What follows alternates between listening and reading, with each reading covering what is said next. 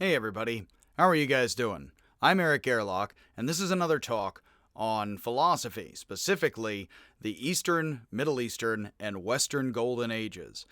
I give this talk as an intro in intro philosophy and also in modern European philosophy, but I've decided to include it in the East Asian philosophy class, which is Indian and Chinese philosophy in my book, as well as my other classes, including logic this semester, because it is a good topic that I like to discuss. I am a fan of talking about how the human mind is the human mind, and then there's European culture, Greek culture, Chinese culture, Hawaiian culture, but the social sciences don't really tell us who's logical or rational or philosophical entirely, and wisdom is one of those things, as well as logic, argument, debate.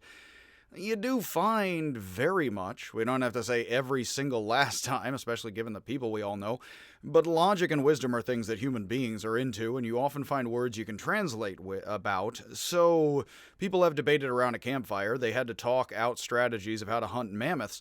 So that the Hawaiians or the Europeans or white people like me are or aren't logical is not very clear. Now, I'm going to give several talks in logic about what I think logic is and isn't. For the purposes of European philosophy, Asian philosophy, and other classes, I'm going to talk about here today, I'm going to talk about how the Tang and Song dynasties of China led to the Islamic Golden Age, which led to the Renaissance and then pre-modern Europe, very briefly, which is a subject I love to talk about and interweave with everything else. And then I'm going to go on to talk a bit about analytic and continental philosophy, because those are the two major traditions of philosophy, and you might not know that in philosophy there is the Anglophonic analytic tradition, which is very much the English-speaking world, including the Americas, as well as the continental tradition, which means German-French philosophy. So in East Asian philosophy, I teach Asian philosophy as Indian and then Chinese philosophy. Greek philosophy, guess what, focuses on Greek philosophy. And then you can do medieval and Islamic, European, and other people philosophy after the Greeks a bit. Modern European philosophy is very much at first French and British and German thought, and then, in fact, with the Anglophonics branching off into the analytics, which is very much the 1900s, only the last 100 years, American philosophy and British philosophy, South African philosophy, Australian philosophy, is very analytic. And I'm going to talk more about what that is, and in ways that will be good to talk about as far as the frame of things. So I am a white American, so I do some analytic, not much. I do continental, German and French, and Chinese and Indian and Greek philosophy a lot. I like comparisons and contrasts across cultures. I am drawn a bit more to continental French-German philosophy than I am to analytic philosophy, but the distinctions in the camps of the Anglophonic world, the Germans, the French, and others, are important to talk about because we're talking from them right now. I am talking in English at you. So it's important to understand what analytic and continental thought, what Anglophonic Brit-American thought is, and then French thought, German thought, and other things a bit. Just a bit, before diving into other philosophy, because there are camps that exist, which then affects what we study and what we don't. And that is along the lines of the whole talk, where I'm going to talk about how a lot of China led to a lot of the Islamic world, led to a lot of Europe. We cut a lot of that out in Protestant Britain and America and analytic philosophy, and talk about the Greeks, and then there's just hibernation, and then there's analytic philosophy a lot of the times, with French and German thought in the wings, and Indian thought squarely almost entirely ignored, Chinese thought coming up more in the world. You'll notice what I'm doing is I'm breaking the world into distinct cultures by language and saying there's English, very much Anglophonic philosophy. I'm doing this in English right now, even though I'm not so analytic myself, grounded. That's not my primary thing. I like pragmatism. That's very American. I also like some analytic philosophy, more positivistic. But there's French thought, German thought, British thought, Indian thought, Chinese thought, Greek thought, Roman thought, there's African thought, Egyptian thought. You can break things into regions, and you can also very much break things into cultures and languages. In fact, I need to get much better on Spanish-American thought. I'm not very good at that. There's a lot of philosophy goes on in Spanish Americas, which is Hispanic as in Spanish-speaking philosophy that sometimes borrows from the Mayans, the Aztecs, American pragmatists, and many others. I need to get much more into that. I speak and read a little Spanish, not enough. and I need to do more of that for myself. So in a certain sense, modern European philosophy is the Anglican Anglophonic school, which is very much the dominant school in the Americas. So in a certain sense, European philosophy, Anglophonic, analytic, American British philosophy is the dominant perspective in major universities. That is what you will find very squarely. And then French and German thought, like existentialism, postmodernism, is somewhat there, somewhat in the wings, depending on where you go. The more powerful the university, the more analytic it will become, very much. You can see that. And I went to Berkeley. It's very strongly analytic, very strongly, but it also has some interesting folks who have translated a lot of French and German thought into Anglophonic speak and analytic speak for others, as well as translating it into English, the Anglish, as we should speak. Basically, this is all the translations and cross-translations of this. I happen to be decently indebted to Hans Sluga, who does work on Foucault, and Wittgenstein, who is their favorites of mine. Wittgenstein particularly. I will pronounce that as best I can, as always. And a bit of Nietzsche and other things. Dreyfus taught Heidegger at Berkeley, but a lot of it is analytic, and even the people who teach German and French stuff tend to teach it from a more leaning towards speaking to the analytic stuff in English. So in talking about all that, let's talk about a bit about China, then a bit about Islam, then a bit about Europe, and then we're going to talk a bit about the Anglophonics versus the French Germans, as we'll talk through, which involves the 1900s, World War I, and World War II. And it's after World War II that America becomes very much the wealthy, powerful place that it is today, in the wake of World War II. Recently. So in a class that focuses on modern European philosophy, let's, for the logic class, for the East Asian class, for all the classes, let's talk about, for a sec here, the Tang and Song dynasty up to 1600s, 1700s Europe. We have a cat in attendance. He may be able to get the whale. He cannot get the squid. I know he can get the whale, and the whale will move ever so slightly, mystically, in unseen causations.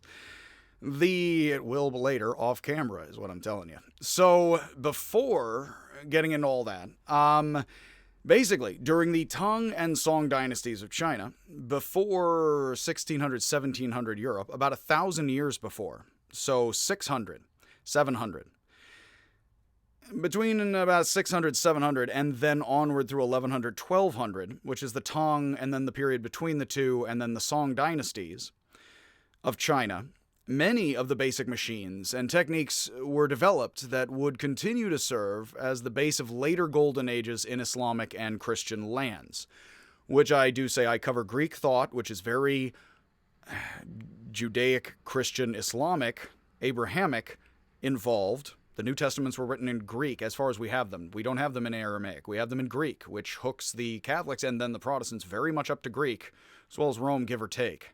You'll notice we mention Greece a lot, not so much Rome, because this is Protestant land, at least in America. I'm out here in California. But again, this is dominant Protestant land. So Catholic universities will tell you all about the Romans. Mostly we focus on the Greeks. The Indians and the Chinese are two other major cultures, and they led to Buddhism very much, or are Buddhism very much. And that would be the largest systems of thought in the world. In world history are Christianity, Islam, and Buddhism, which would be very much, thus, Greek philosophy for the Christianity and Islam, as well, and then Buddhism is a lot of Indian and then Chinese philosophy. Is all intermixed in the world's largest traditions, has been used to build empire, help the poor, everything good and bad you have ever heard of to all different kinds of people. Many people across many different language groups, gathering them into larger empires and inspiring them to very human-like values, brain states, whatever you like. And so we have, in the Tang and Song dynasties of China, between 600 and 1200, you have a lot of the technology, and then printing a lot of this philosophy and other things, and then you have the Gutenberg Bible later with the screw and the press. And that is in 1500, a bit later.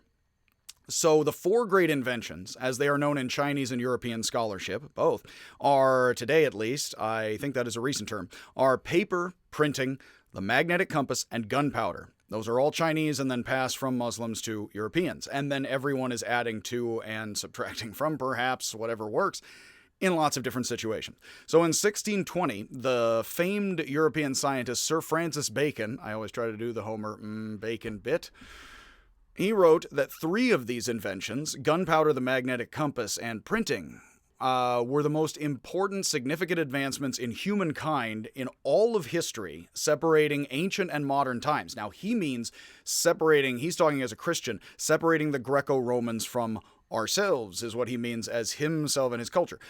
But he doesn't mention these are Chinese inventions, and these are the most significant because he only knows what he knows at his time, and says what he says aloud at his time, and would not feel so conflicted to say these things and then may or may not know. He seems to be unaware these were Chinese, originating in the tongue and then improving in the song. In this sense, Chinese mechanics in their later evolution separates modern European culture from ancient times of Greco-Roman times. Now, this is in the mix-up of the whole world. There's nothing wrong or right with that. You can like or dislike pieces of technology plenty. But the advancement, of course, in the whole hibernation of Dark Ages, it was going on elsewhere. If you ever go to any Catholic institutions, I have and attended classes there before, they will happily tell you how smart the Europeans were during the Catholic Ages. They were not Dark Ages, and they weren't entirely. But the Europeans did not have money and power like they had in the 16 and 1700s.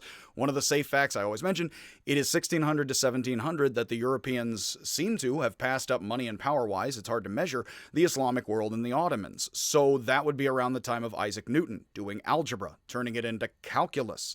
That is the route of all of this stuff as we are going. If we don't mention so much before, we, or even the Chinese or Indians and other people, because people are talking about their own cultures and their own history, and a lot of times not putting all of this together beyond the boundaries. There are many people who have said, we and the Chinese don't seem to know this larger picture. If it sounds like I'm saying, say, white people are ignorant or not, no, I mean, people are only beginning to put together this larger picture of history. And we all think alike, so you know what that means, as far as doing history and sporting institutions and everything like that. It's baby steps, get on the bus. So, in what you also find, Karl Marx, now say what you want about Marx, many people love, many people hate him. Academics is not really Marxist, but you will find academics tend to talk about Marx because he's an important thinker of the 1800s, and then some people mistake that for people being very communist, when in fact a lot of people talk about him and say, well, he made some good points or not, and then some people seem to think academics are crazy communists. But in the 1800s, Karl Marx wrote that these same 3 inventions, so 3 of the 4 that Bacon mentions, and he mentions Bacon, why wouldn't he? That this is what brought about the middle class and the capitalism and the bourgeoisie. So Marx, as far as being a modern source of sociology, history, and the social sciences, which he still is, and then some people get politically very angry or happy or sad about, that social scientists still mention Marx a lot, whether or not, whatever that means of their politics or inclinations, that scholars in communist China very much have still, to this day, of course, they've heard of Marx before in China, believe it, that they agree with this theory. In fact, so the Chinese, and of course, they know Marx says, hey, Chinese inventions are great, and of course, he doesn't say Chinese inventions, the Chinese say, yes, our Chinese inventions are modernity. Or at least they passed that a ways.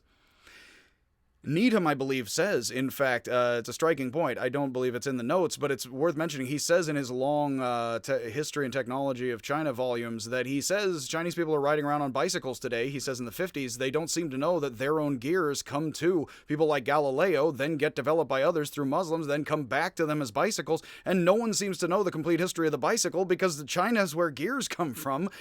And then nobody talks about what we get from China, so it's like the bicycles people ride around in China, they don't even know are partly Chinese because no one's doing all of their homework. This is a simple situation that's been going on for a long time. You can increasingly see it as you study more history and culture in the world, which we have all sorts of access to. Hello, YouTube.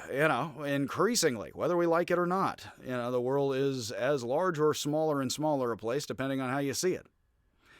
And to whom you talk, yes? So, we have that the communist Chinese agree, of course, with Marx's 3. They note that these great 4, of course, were merely the most significant inventions that passed from east to west. Of course, the Chinese are like, it's a lot of stuff other than that. Not the most sophisticated innovations of tongue and song. Now, the simplest things would be the most significant, not necessarily the most sophisticated. Sophisticated, I talk pretty.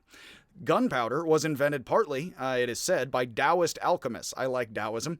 who sometimes blew themselves up in caves as they searched for elixirs of immortality. Again, as I remind people in Berkeley town, as things get legalized throughout the land, the point is, it's like, do your recreational things after you invent the gunpowder and safely store it in your Taoist alchemical wizard cave. That is how to do these things, yes. It's again, be responsible with your choices in your Taoist alchemical magical caves.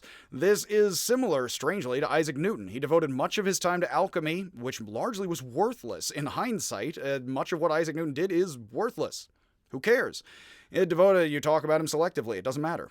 Devoted much of his time to alchemy, the transmutation of lead into gold, pretty sure that isn't a thing. It is on Skyrim. Remembered instead for his theory of gravity, which to him may have been, somewhat a minor part. In fact, I love to tell people Einstein wanted to get rid of Newton's gravity, he didn't manage to, and when I tell that to people, they get a lot less certain of gravity. Magically. Mystically. It's amazing. Probably has to do with how meaning is trust in human affairs, So people trust Newton, they trust his wig, they trust gravity. You say latest people don't like it, suddenly it's questionable. What facts change? What metrics did you use? So while Islamic and European alchemists sought to transmute lead into gold, the primary purpose of Chinese alchemy was transmutation of the body and mind.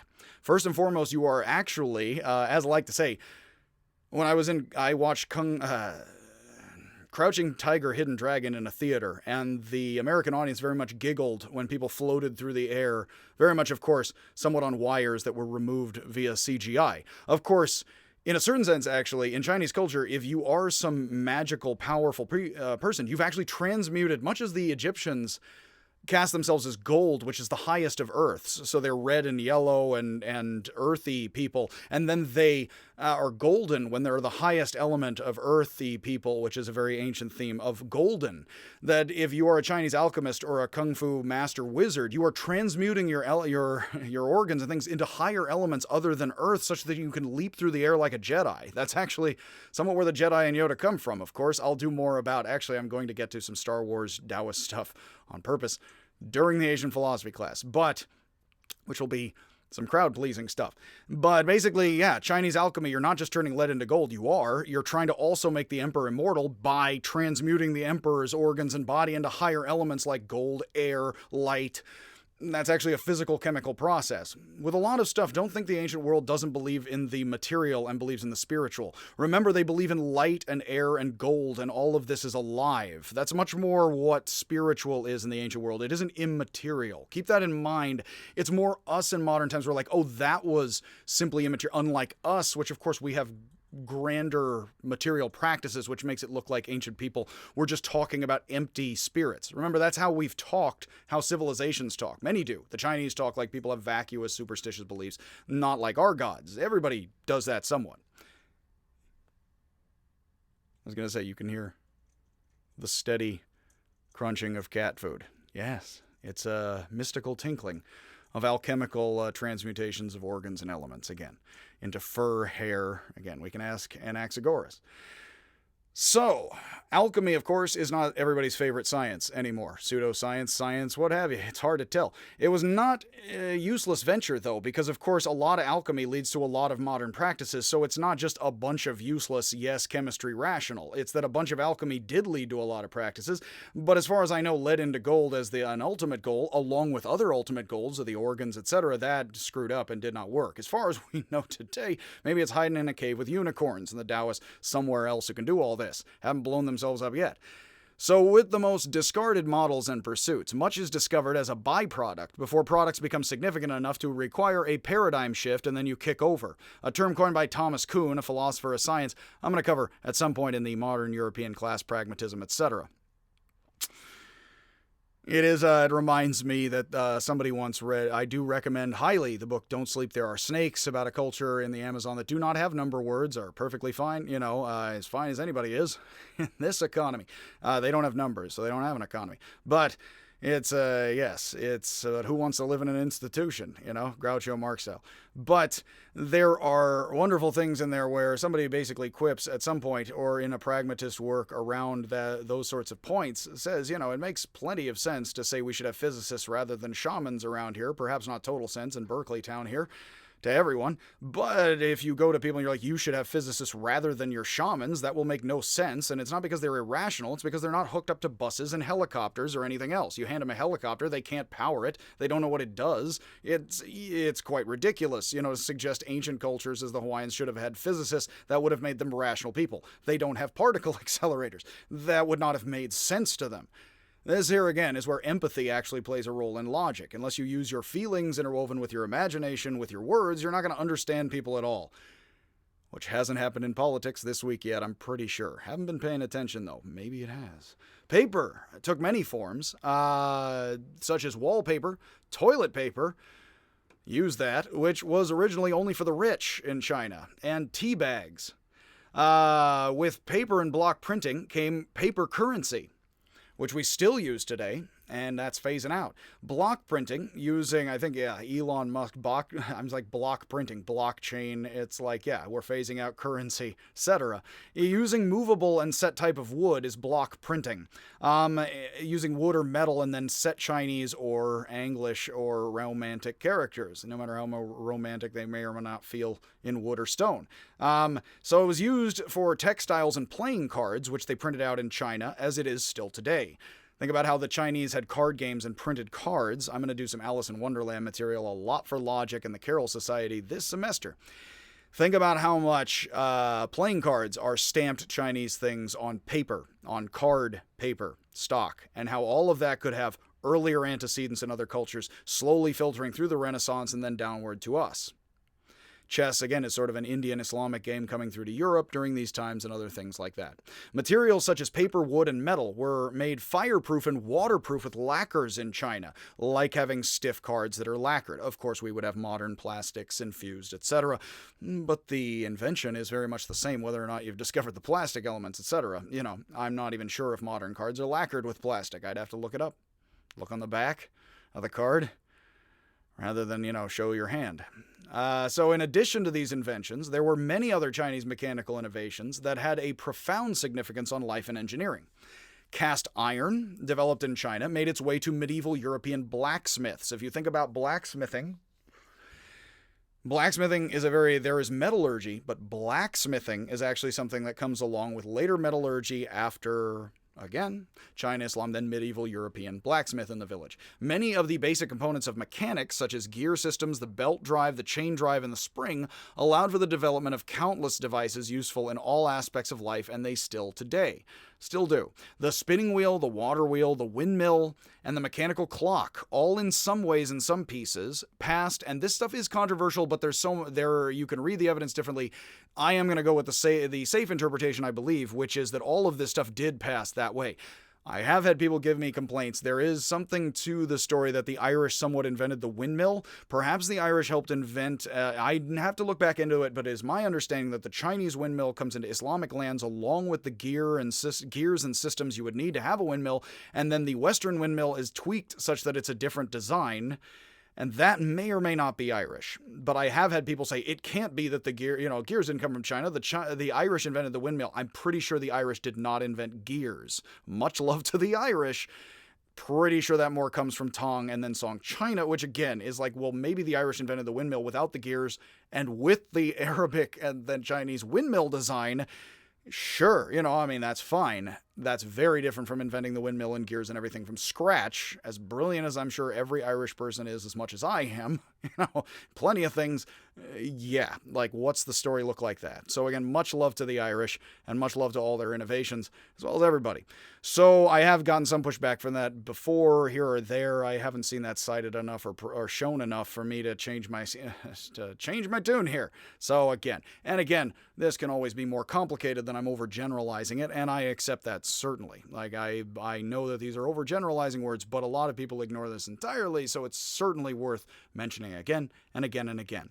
If all of this does sound new to you at all, I am teaching going on 14 years now. I teach this each and every semester. I've never seen any class of kids start saying Babylon did a lot of stuff like Greece. I haven't seen a single class since then.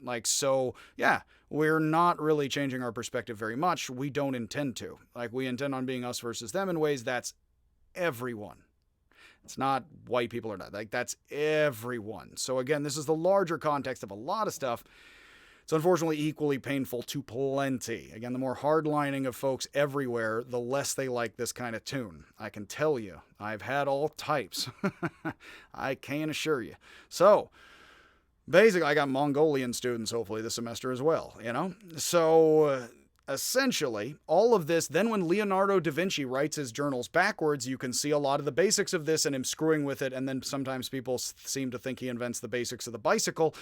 Well, Leonardo da Vinci is one of the brilliant people in Italy where they're getting all the Chinese stuff and the noodles from Marco Polo and everybody else. Like, that's where all of that is coming from, and then they actually get the spaghetti sauce from Mayans, because that's tomatoes, you know, eventually, and then I guess it's Aztecs by that point. The Mayans had fallen, I suppose, but yes, like, they essentially get tomatoes, so the tomato sauce with the Chinese noodles is classic Italian and Turkish cooking. Like, a lot of noodles, a lot of tomato sauces, a lot of stuff, you know? Turks, Italians, what's the difference today? Lots, you know, yeesh. So, we're going to skip over modern politics here, and I'll continue to rant and rave. One of the interesting things, for analytic philosophy even, automata, mechanical people, like what scares Turing, you know, or did, you know, I don't believe he's still automated, that mechanical people primarily used for entertainment.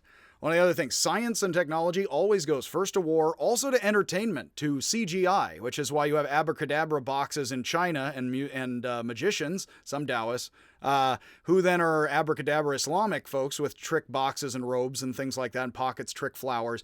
That's entertainment for royalty. And then we have magicians and other folks doing trick things and stuff involving gears and trick boxes and other things like that. And unfortunately, nobody is really that great at feeding the poor, you know? Like, we don't really feed the poor and house everybody still. I am not out and out here the Marxist. I'm not.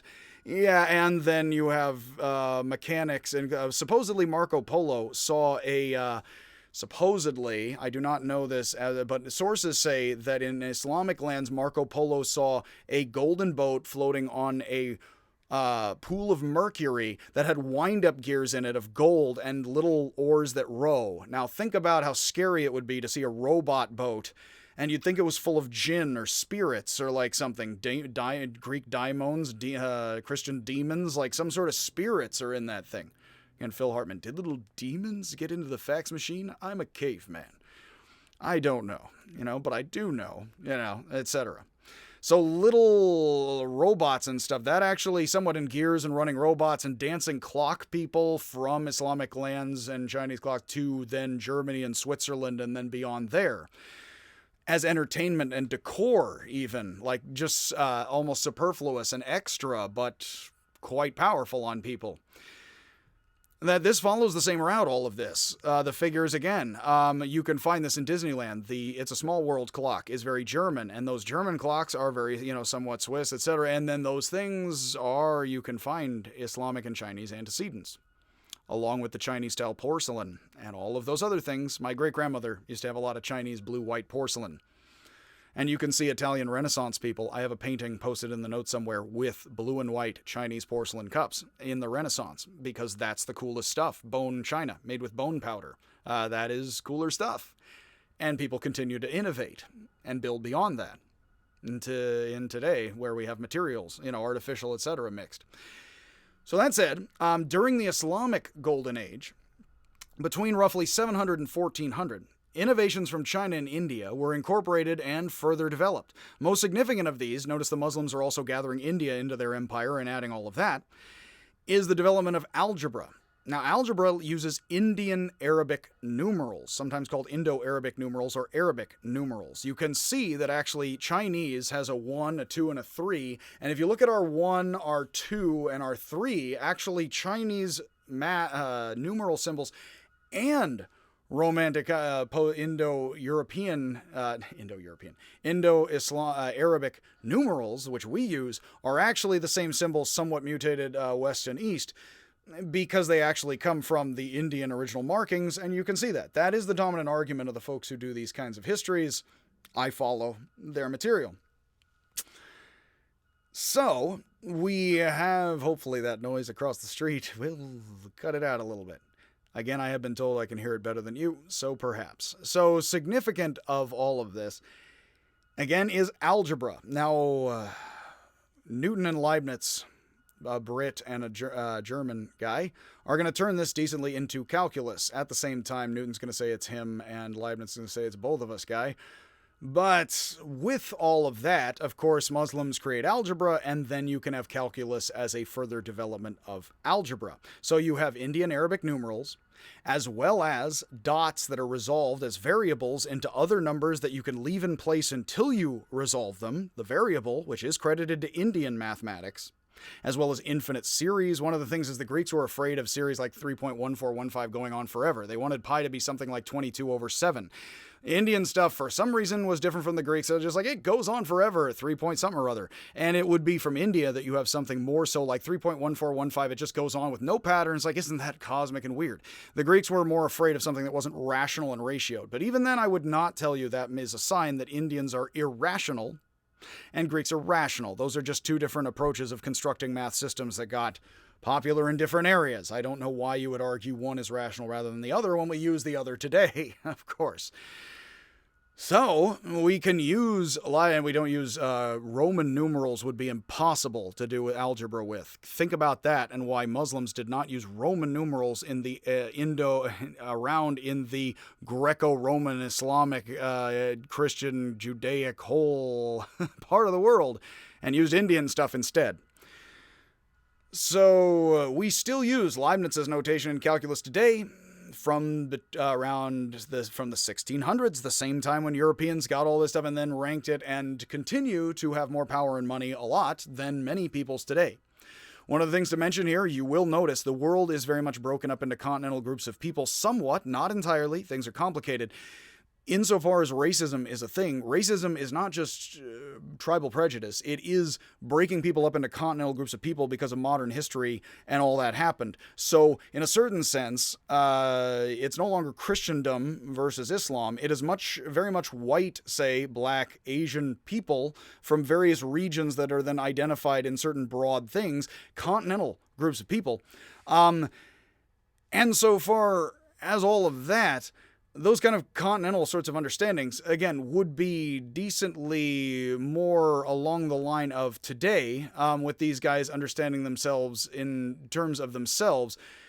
Where was I going with that? Where I was going with that is, of course, with breaking up that sort of stuff, we went from understanding things in terms of this is Christendom, which is Greco-Roman, and then with Protestantism, Greco, very much. You can see all the columns dressed up on everything a lot,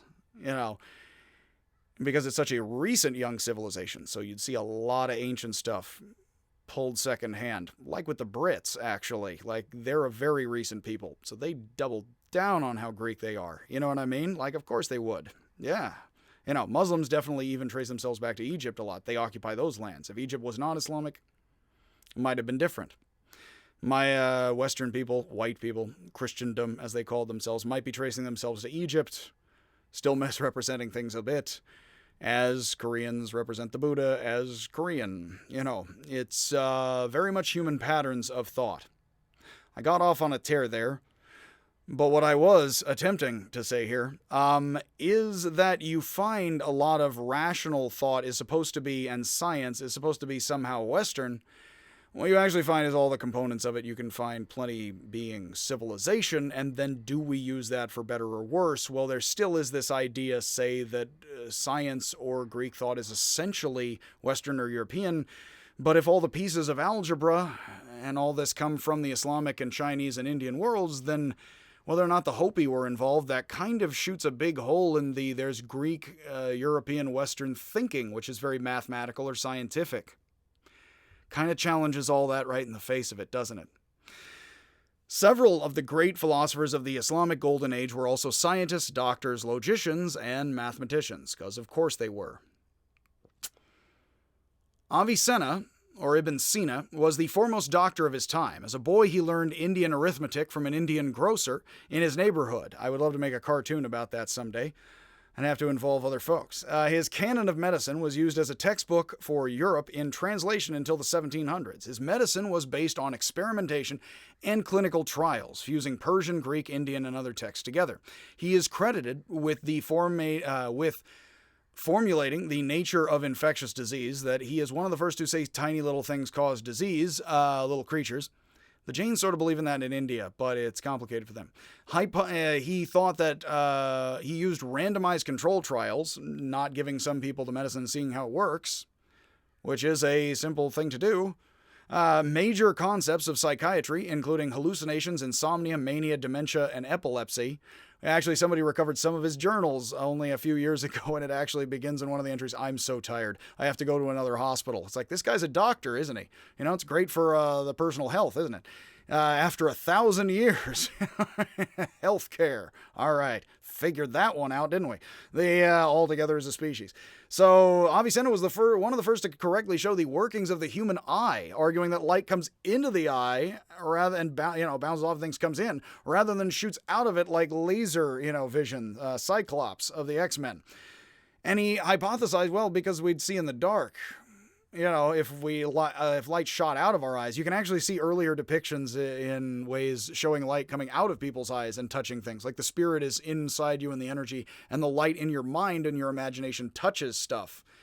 Sure, but then why don't we see in the dark? It'd be a nice thought.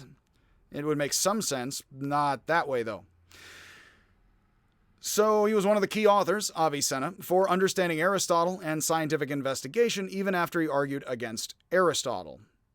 Avicenna's floating man thought experiment should be very important for a modern European philosophy class because it is strikingly similar, as many have pointed out, and I do always like pointing new points about, is Descartes' deceiving demon is very similar to Avicenna's floating man, which is one of the central big bell-ringing first concepts of modern philosophy. I am going to do for European philosophy after this a lecture on Descartes, talking all about it.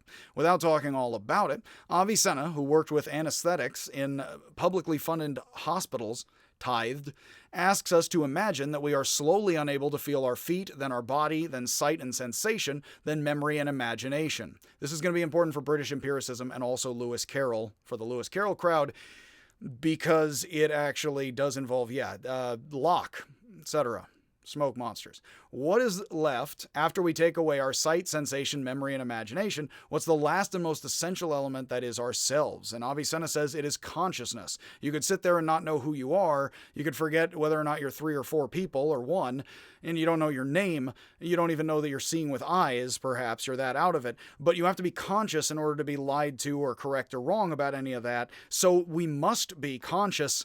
And as Descartes says, I think, as Nietzsche says, he should have said, I'm aware, therefore I am. Because Descartes actually smuggles in a bit of content to thought and says, I must be logical and math must be real. See, technically, just because you're aware does not mean the form of math is real. He kind of brings in thought and then says, I think, therefore I am. Aha, 2 + 3 must equal 5. Well, all Avicenna says is you're aware, therefore you are. He doesn't say therefore so quickly, must be God, must be science, must be 2 + 3 = 5. That's Descartes' almost whole argument as the first modern European philosopher. He basically takes a point very much of Avicenna. By the way, Avicenna and Averroes are favorite authors of the time of Descartes himself, although I believe he preferred Averroes. Descartes is saying, I think, therefore I am, very much similarly to the floating man. I've seen people split hairs and say, but it's precisely different. And broadly, it is very similar. Yeah, this is exactly where a lot of philosophy people split hairs. But Avicenna is precisely saying there's so much similarity here. It's not a influence at all, clearly. Couldn't be, because of hairs both split. In different languages on different sides of the aisle, sure. And again, Descartes would have read it in Latin, in translation. So clearly, in China and the Middle East, that is a bit of my run-up of China and Islam should be appreciated, and then, that's where a lot of the modern world and who built it comes from. So clearly, in China and the Middle East, life had become more complex. With increasing sophisticated technology, everyone loves and hates that, and with this, a relatively greater understanding of the human body and mind. Here we get into the objective and subjective, and how people are more and more aware of who the heck is all of this. Between 1400 and 1700, as the golden ages of China and Islam drew to a close. Europe surpassed previous cultures in wealth through trade and power through technology, through these and developments of those technologies. By 1700, more gold and silver was passing west rather than east along the Silk Road for the first time in history, which I have heard is a major piece of evidence those who argue say, and that's when Europe passes up the Islamic world, when you see more gold go west than east. In fact, apparently the Romans saw more gold go east than west and moved their empire, their seat of empire, to Constantinople, to modern Turkey, to get east. That's why they did, because it was actually the reverse went the other way back in the day, with the backs and forths of things. Unfortunately, as also happened in China, Islam, and many other societies, as they rise and become dominant, Europeans transitioned, and you can see this, and I love arguing this, and I do here, that they transitioned from saying that they can be just as civilized as everyone else, and they're just as awesome, which is what you say before you learn the jump shot so well, during the Renaissance of the 1400s, in which Europeans do not say they do say we're Christendom, that is the one way. They say that plenty, but they do not say because we're the most technological, powerful civilization on earth. They leave that off a little because it's being nice, making nice with the words, but they don't clearly talk like folks do now. From then, during the Enlightenment of the 1600s and 1700s, I've heard more than one person unfortunately say in print and in person, nothing before the 1700s matters. I've heard that from science and humanities folks. You know why? Because we're doing this culture now. Of course, that's good. I mean, if you want to do history at all or causation, well, sure. Everything. Most classes about anything Islamic focus on something happening after the 1700s. You can see that in universities and stuff. If you focus on everything since the 1700s, that's when Europeans have everything.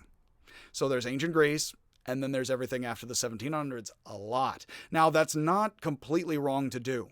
Again, somebody may say, but that's our heritage. Yes, in fact, to a degree, not so much the ancient Greeks. For the Protestants, they could be Greek Orthodox. They're not, But yes, it does make more sense to do this culture than others, sure, because that's here. But with the wider net and the broader perspective, you can do all over, you can do all sorts of stuff. And then you also can do this as well. That's really how it should be funded and done, is you can do all of it. And that will definitely change the temper and the whole view of it. But we should do whatever people please, honestly. What can I control? So what you can see is that the central message definitely becomes, though, and I remind people that this is American and European propaganda, Christian propaganda long before that. This is not somebody's message, and this is not that Western or white people like myself, my family, are somehow particularly evil. But because people are tribal and because China talks as if China's amazing, yes, they do. The central message increasingly becomes that the Greco-Roman Christian, but then Greek with Protestantism, world is uniquely free and thus free to reason and become scientific. That the reason that we have all this technology and freedom and then increasingly after the kings and queens and revolutions, democracy, which comes latest to the party, that the reason that Europeans and white people can think, and this is the more secular way after Christendom and talking about it, that the West is a reasoning, free society that is developed all of this because it is free to reason so much. That became how it works. Now, that was because Christian souls are free to moralize, and then it increasingly became because you're democratic. Keep in mind, though, Lewis Carroll himself did not think giving all white men who are the right kind of Anglican Christian who don't own property the vote. He thought that was a bawdy, vile idea in the mid-late 1800s.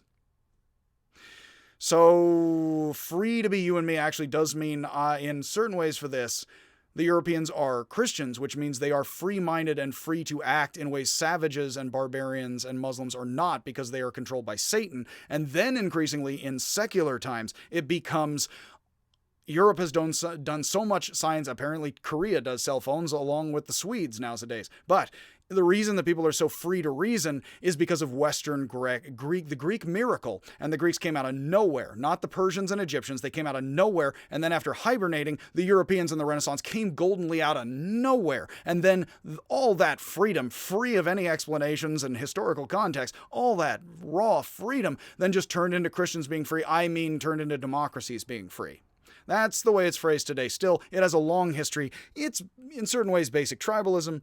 I don't think basic tribalism in people is simply good or evil. It's everybody hanging out with their friends or not, So, but it is all the shifting patterns you see around you. And let me just leave that to your imagination in every event of history, here and now and elsewhere, along the timeline, if it is even a line, man. But yeah. Basically, a lot of people are convinced the West is scientific. They then don't know if that's Asia or Africa or not, and they're just going to talk like others, and they don't know any better. Unfortunately, that's a lot of my instructors, and I love them. I tend to teach beyond that kind of thing, and I do find people are still afraid in this day and age to talk beyond the West because they're pretty sure science is Western. And it just doesn't make a lot of sense given a broader picture of history, but that's just, who wouldn't want to be science and math? It's powerful. It's like, and the Catholic Church is powerful as heck. And that's how people talk. And they built Notre Dame. If you think the Catholic Church can't do math, you know what I mean? Or they weren't showing it off in the 1200s, being like, wow, look at us. That's what we do. Try to carry the two and find the difference entirely, I do enjoy the broader perspective very, very much. We obviously have this culture, plenty of us, whoever that is, and we got to do this. So how do you want to do this, given how human you and everybody, plenty, are, as far as the horizon can see. I didn't say we can see, just the horizon, So what you have here is that balancing freedom and authority is some uniquely European or Greek thing, which is the origins then not at first of it was the Greeks are scientific, and then suddenly where democracy becomes very, very convenient along with the whole picture as things move Protestant. This is nobody being evil. This is people being human in human history. So modern psychology experiments, however, do confirm that when we're successful, we're more likely to consider our own opinions objective and those we disagree with to be biased, superstitious, fallen, while those who are not successful are more likely to consider their own opinions biased. What was originally referred to as Christendom, later the European race, included the Greeks and the Romans increasingly in a strange ethnic group and this is while people are kind of ethnically prejudiced against Greeks and Italians moving into America. It's really only after Auschwitz that Greek and Italian people and Irish somewhat are full-on white people. In fact, people did use the word white people. They more mean it as a catch-all term now. They did use it in the slave days and all of that. White identity is much more of a catch-all Irish, Italian, Jews, everybody thing for white people thing. Now, recently since Auschwitz and World War II. Now, when do the 60s come? When are the 1960s again? I forget. Never mind. You know what I mean? But yeah, a lot of recent history in politics is fighting over identity, and these kind of pieces we do not see all of whether or not we're Western or scientific or anything given the last 100 years alone. But given all of this identity and all of these pieces in Christendom, Islam, still, I read good work recently, actually, which is very important. It is religion, which is the far greater thing here you can see, where kids get shot and weddings get drone struck, which means really religion is actually, in a weird way, not because religion is religion, but because it's the deeper culture tribes going on, the language groups, the Anglophonic world, the Christian world. Those things are very powerful on your identity and whether or not you see Indian philosophy at all. That's something that has nothing to do with you and I having a confused psychological mind state. It has to do with the availability of texts. It has to do with the psychology. It has to do with all of that. If you share Greek, Indian, Chinese thoughts with people, they can see. They can. I tell you, if you read Egyptian texts, you can see that people are very human. You can see they care about people. You can see they care about technology, no matter how many gods they believe in. And you can see they say the enemy, the evil civilization, probably mistreat their weak and their women. We gotta go kill them all. I didn't say it that way, of course. I mean, we gotta go free them up or something. Yeah, the ancient Egyptians talked that way about people. You can read it. So if we still do...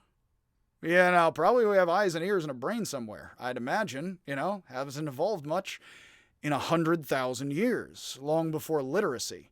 So in that sense, how the Egyptians treat people, how we treat people, with all of it mixing up, is probably how civilizations will treat people for another 100,000 years at best. Maybe we'll still be a textual civilization. Maybe we won't.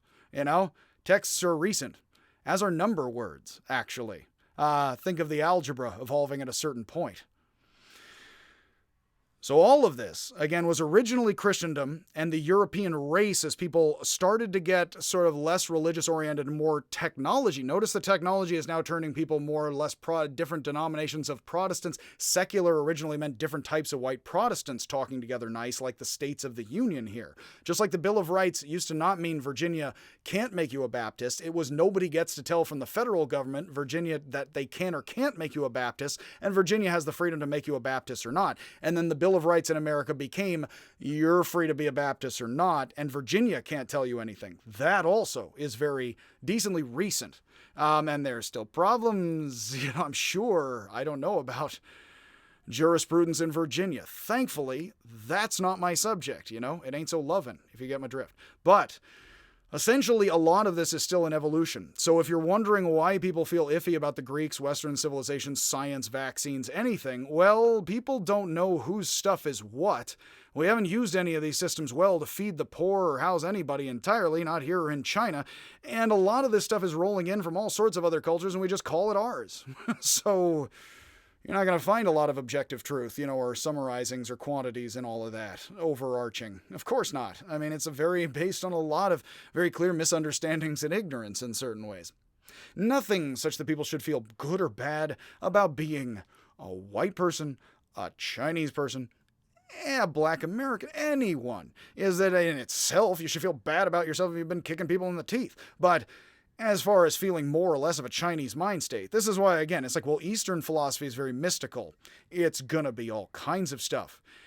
In the 60s, already mentioned in the Greek, in the European things, people have said the Greeks are rational. Thankfully, since the 60s, there's been a lot of work on how the Greeks are rational and irrational. Love all of it. That's very Nietzsche as well. Yeah, you find reason and logic and math is very popular in Greece, India, China, Christianity, Islam, Buddhism, the largest cultures of philosophy, religion, and science the world has yet seen, which you are participating in right now as I yammer at you with ones and zeros in my voice. Yes, that's how it works. And those are the circuitries of all of that. So, that said, as a thought, I am going to, as usual, I get to ranting and raving, I am going to break this up, as usual, into a couple of different talks. I thought to myself that, yes, I would give an intro talk like this, and I was reading down through the stuff, and I was thinking, how much of this will I include in the talk or shift over to the European class, because some of it gets into the specifics of medieval Europe and Islam. For anyone who wants to listen, of course, I can't stop you, but I am going to conclude this talk here, include this with the Logic class playlist, the East Asian class, Indian, Chinese philosophy class, as well as this serves as a solid intro to modern European philosophy, which I do mention is the introduction to essentially a bit of Spanish, but dice a bit of Spinoza, who's a bit of Espanol, but also is a lot of British, German, and French philosophy, and the history of British Anglophonic, English-speaking, and German and French philosophy. So I'm going to leave off the continental analytic stuff, and the medieval stuff, European, which is after the Muslims and Chinese here, and then the analytic and the continental schools of thought. I'm going to probably do a talk and then another talk on that. As usual, I do like taking my time. A lot of times I run out of time in the classroom. I'm going to slowly work on all of this while running on and on upon the tangents. Probably try to hang more silly things behind me. And I will conclude this talk here and continue with more talks this semester on, first, for the European class, medieval philosophy and how it gets things from Islam and continues, which is also important a bit for the logic class, but we will have our time to do that more slowly, and particularly about logic. Al-Farabi, Avicenna, Averroes, Aquinas, Occam, specifically. But for this serves as a good intro for why we should be looking at the East, the Tang and Song dynasties of China, feeding into the Islamic Golden Age, and then feeding into the Renaissance in Europe. Many people have talked about this. However, I still, in reading over and being an armchair expert on some things and trying to be a better expert on this, which is the history of thought, religion, philosophy for my students, it definitely strikes me that this is a good introduction of where we are right now, how a lot of people talk, and how much you should or shouldn't identify with European thought or anybody, or Indian thought or anything. open, have a human mind, listen to it. If this or that philosophy in this or that place does or doesn't make sense against others in the area with lots of disagreement and agreement, then use it for what you will. But I do discourage people from thinking that thought is Western and logical versus anything, because honestly, science and anthropology have not shown that, and have not shown the Hawaiians are irrational people. Very much the opposite, so much so that some conservatives say the social sciences are hopelessly left-wing biased in not asserting the supremacy of logic and white, Western culture, and that it's logical in the brain when actually, of course, I have to tell you, I am lefty, but I hope without too much of that side of it, because those clear distinctions of white and Chinese thinking and African thinking that are or aren't logical, are or aren't grammatical, are or aren't mathematical, just aren't there yet. So they possibly ain't, So yeah. So much happiness, again, soak up as much human culture as you can. I'm a big fan of just shutting up and trying to mirror everything and slowly letting that sink into you. So allow me to yammer at you a bit, and I'll follow this with other talks. So again, I'm Eric Airlock. Hopefully you got a bit out of this, and I will see you if I ever see you.